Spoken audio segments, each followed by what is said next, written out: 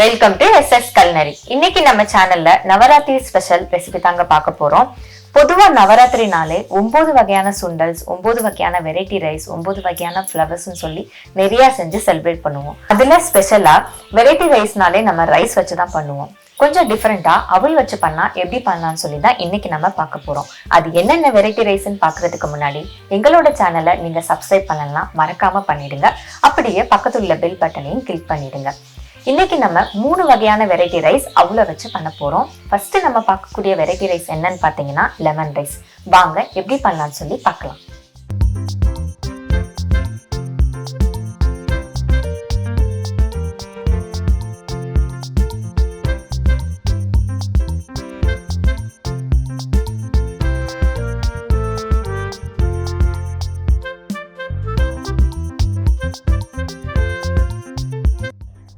ஒரு பவுல்ல 1 கப் அவல் எடுத்துக்கலாம்.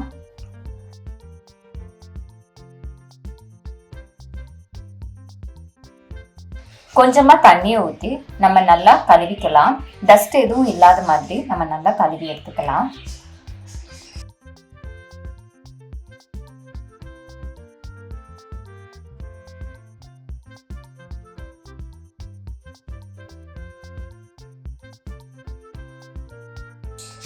இப்போ அவளை நல்லா நம்ம கழுவி எடுத்துக்கிட்டோம்.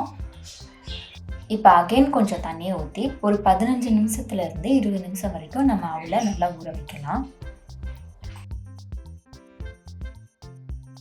ஒரு பேன்ல 3 டேபிள் ஸ்பூன் எண்ணெயை ஊற்றிக்கலாம். எண்ணெய் சூடானதும் 1/2 டீஸ்பூன் கடுகு சேர்த்துக்கலாம்.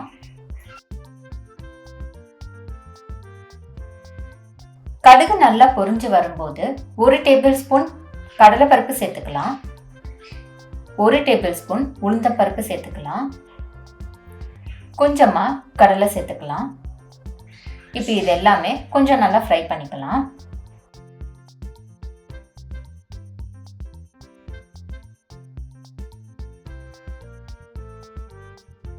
இப்போ பொடியா கட் பண்ண ஒரு பச்சை மிளகாவை சேர்த்துக்கலாம். 2 வரமிளகாவை பிச்சு போட்டுக்கலாம். கொஞ்சமா முந்திரி பருப்பு சேர்த்துக்கலாம். இப்போ அகைன் கொஞ்சம் நல்லா ஃப்ரை பண்ணிக்கலாம்.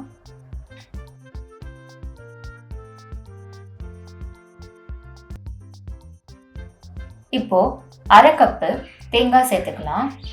தேங்காவை நல்லா மிக்ஸ் பண்ணி விட்டுக்கலாம்.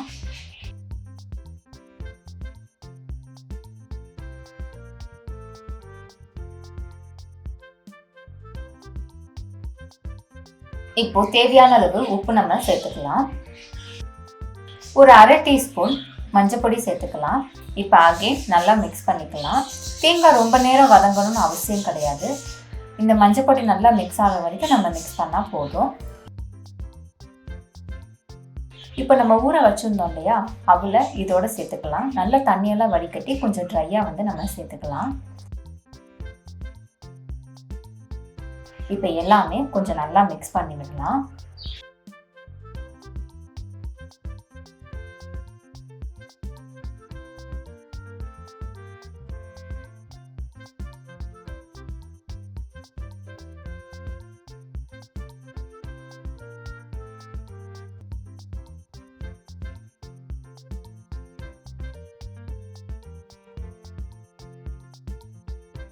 இப்போ அவல் நல்லா மிக்ஸ் ஆயிடுச்சு. இந்த மாதிரி நல்லா மிக்ஸ் பண்ணதுக்கப்புறம் அடுப்பை ஆஃப் பண்ணிவிட்டு ஃபைனலாக ஒரு எலுமிச்சப்பழ சாறை நம்ம சேர்த்துக்கலாம்.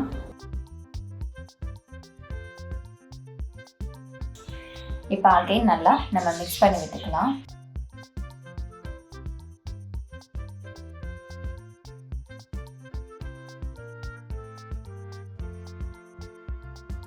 அவ்வளோதாங்க, சூப்பரான லெமன் ரைஸ் ரெடி ஆயிடுச்சு. இப்போ இதை ஒரு பவுல்ல மாற்றி நம்ம சர்வ் பண்ணிடலாம்.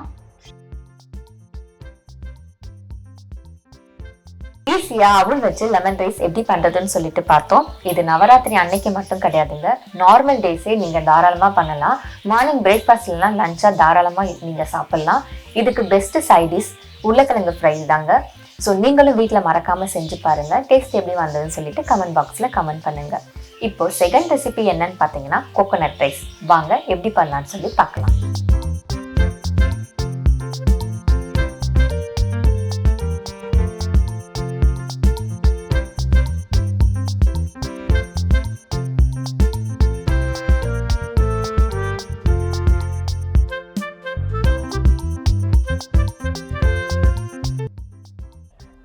ஒரு பவுல்ல 1 கப் அவல் எடுத்துக்கலாம். கொஞ்சமா தண்ணியை ஊற்றி நம்ம நல்லா கழுவிக்கலாம். டஸ்ட் எதுவும் இல்லாத மாதிரி நம்ம நல்லா கழுவி எடுத்துக்கலாம்.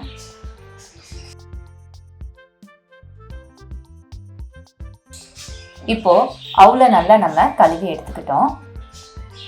இப்போ அகைன் கொஞ்சம் தண்ணியை ஊற்றி ஒரு 15 நிமிஷத்துல இருந்து 20 நிமிஷம் வரைக்கும் நம்ம அவலை நல்லா ஊற வைக்கலாம். ஒரு பேன்ல 3 டேபிள் ஸ்பூன் எண்ணெயை ஊற்றிக்கலாம். எண்ணெய் சூடானதும் 1/2 டீஸ்பூன் கடுகு சேர்த்துக்கலாம்.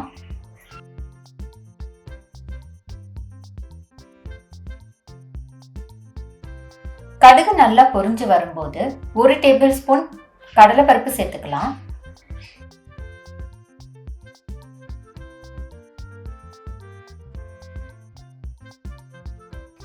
ஒரு டேபிள் ஸ்பூன் உளுந்தம்பருப்பு சேர்த்துக்கலாம்.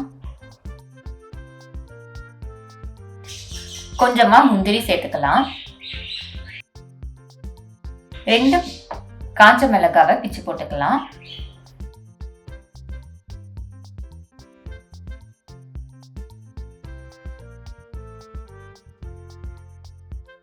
இப்போ இது எல்லாமே கொஞ்சம் நல்லா மிக்ஸ் பண்ணி விட்டுக்கலாம். இப்போ பொடியா கட் பண்ண 2 பச்சை மிளகாவை சேர்த்துக்கலாம். கொஞ்சமா கருவேப்பிலை சேர்த்துக்கலாம். இப்போ அகைன் கொஞ்சம் நல்லா நம்ம மிக்ஸ் பண்ணி விட்டுக்கலாம்.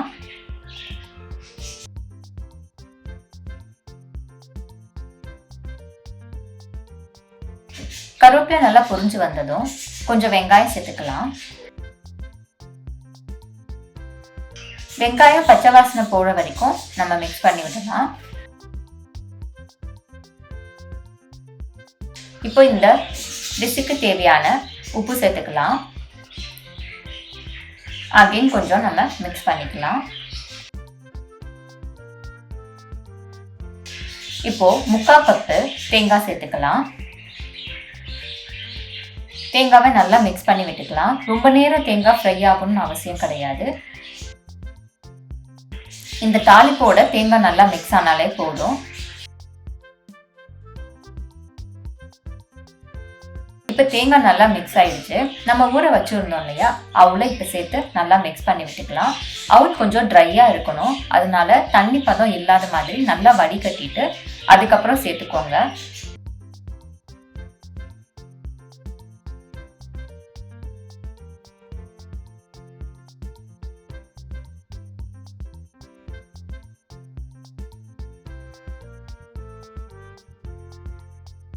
இப்போ ஸ்டவ்வை நம்ம ஆஃப் பண்ணிடலாம்.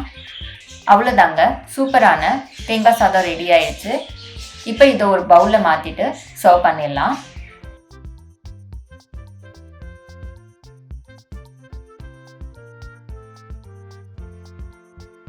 ஈஸியாக அவல் வச்சு கோகோனட் ரைஸ் எப்படி பண்ணுறதுன்னு சொல்லிட்டு பார்த்தோம். இந்த ரெசிபிக்கு அவல் கண்டிப்பாக கொஞ்சம் உதிரியாக இருக்கணுங்க.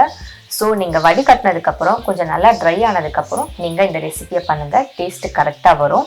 இந்த ரெசிபிக்கு பெஸ்ட் காம்பினேஷன் எனி சுண்டல் நீங்கள் வச்சு சாப்பிட்லாம். இந்த ரெசிபியும் நார்மல் டேஸில் பிரேக்ஃபாஸ்ட் லஞ்சாக நீங்கள் தாராளமாக எடுத்துக்கலாம். இப்போ 3rd ரெசிபி என்னன்னு பார்த்தீங்கன்னா கர்ட் ரைஸ். வாங்க எப்படி பண்ணலான்னு சொல்லி பார்க்கலாம்.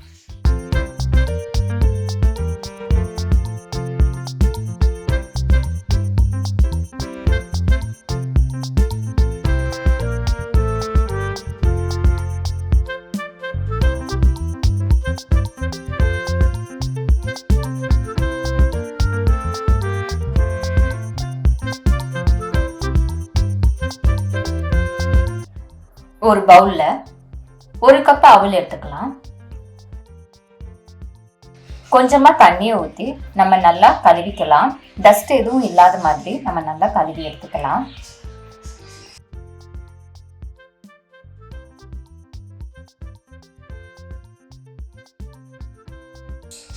இப்போ அவலை நல்லா நம்ம கழுவி எடுத்துக்கிட்டோம். இப்போ அகைன் கொஞ்சம் தண்ணியை ஊற்றி ஒரு 15 நிமிஷத்துல இருந்து 20 நிமிஷம் வரைக்கும் நம்ம அவலை நல்லா ஊற வைக்கலாம். ஒரு பேன்ல 2 டேபிள் ஸ்பூன் எண்ணெயை சேர்த்துக்கலாம். எண்ணெய் சூடானதும் 1 டீஸ்பூன் கடுகு சேர்த்துக்கலாம். கடுகு நல்லா பொரிஞ்சு வந்ததும் 1 டேபிள் ஸ்பூன் உளுந்தம் பருப்பு சேர்த்துக்கலாம். கொஞ்சமா பெருங்காயம் சேர்த்துக்கலாம். ஒரு துண்டு இஞ்சியை பொடியா கட் பண்ணி சேர்த்துக்கலாம். இப்போ இது எல்லாமே கொஞ்சம் நல்லா மிக்ஸ் பண்ணி விட்டுக்கலாம்.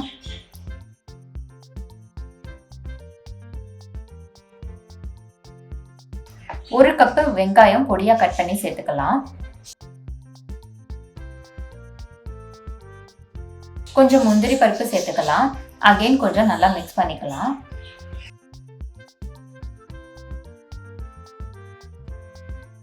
வெங்காயத்தோட பச்சை வாசனை போற வரைக்கும் நம்ம நல்லா மிக்ஸ் பண்ணி விடலாம். இப்போ 2 பச்சை மிளகாய் பொடியா கட் பண்ணி சேர்த்துக்கலாம். 2 காஞ்ச மிளகாவை பிச்சு போட்டுக்கலாம். கொஞ்சமா கருவேப்பிலை சேர்த்துக்கலாம். இப்போ இது எல்லாமே கொஞ்சம் நல்லா மிக்ஸ் பண்ணி விட்டுக்கலாம்.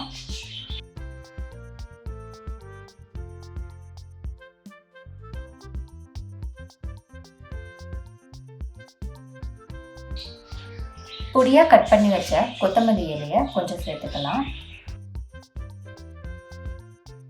அவ்வளோதாங்க. இப்போ தாளிப்பு ரெடி ஆயிடுச்சு. நம்ம தயிர் சாதம் ரெடி பண்ணிடலாம். அதுக்கு நான் ஒரு பவுலில் நம்ம ஆல்ரெடி அவுள் ஊற வச்சுருந்தோம் இல்லையா, அதை தண்ணியெல்லாம் நல்லா வடிகட்டிட்டு அவுளை இதில் நான் சேர்த்துக்கிறேன். அவுள் கொஞ்சம் ட்ரையாக இருக்கணுங்க. அதுக்கேற்ற மாதிரி நீங்கள் நல்லா வடிகட்டிக்கோங்க.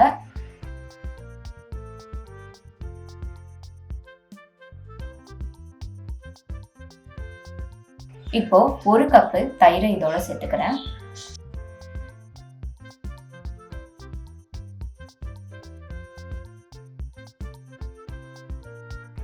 இப்போ தயிர் சாதத்துக்கு தேவையான உப்பு சேர்த்துடலாம். இப்போ நல்லா நம்ம மிக்ஸ் பண்ணி விடலாம்.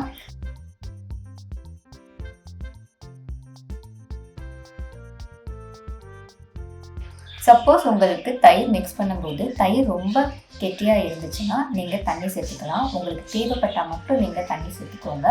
நான் ஒரு 1/4 கப்பு தண்ணி சேர்த்துக்கிறேன். இப்போ அப்படியே நல்லா மிக்ஸ் பண்ணிக்கிறேன்.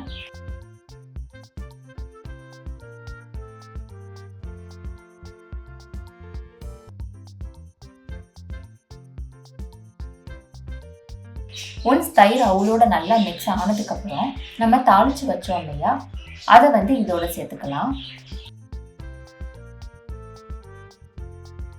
கொஞ்சமா கிஸ்மிஸ் பழம் சேர்த்துக்கலாம்.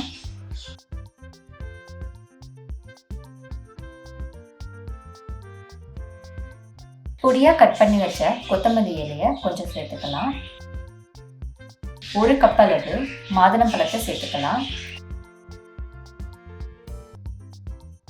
இப்போ இது எல்லாமே நல்லா மிக்ஸ் பண்ணிக்கலாம்.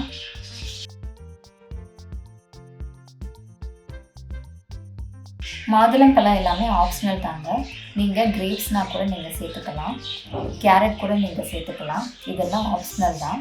நான் இன்னைக்கு கிஸ்மிஸ் பழமும் மாதுளம்பழமும் சேர்த்துருக்கேன். அவ்வளோதாங்க. சூப்பரான தயிர் சாதம் ரெடி ஆயிடுச்சு. இப்போ இதை ஒரு பவுலில் மாற்றி சர்வ் பண்ணிடலாம்.